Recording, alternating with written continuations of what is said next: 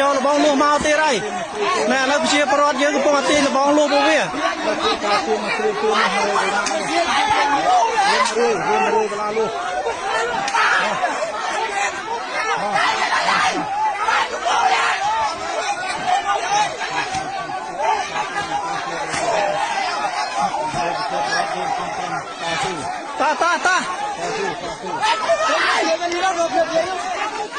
ាទាញមក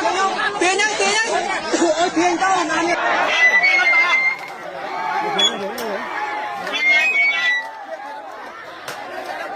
เอาจำเป็นต้องใช้การน้ำตานะครับเจ้าท่านยังเลิกไปลงไม้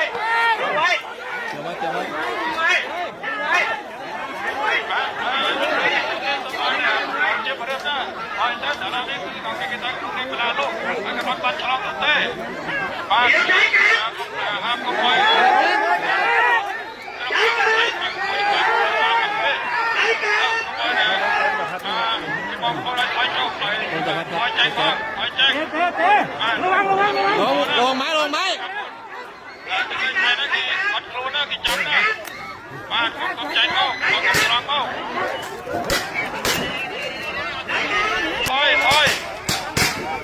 เดี๋ยวเราจะเก็บกระเป๋า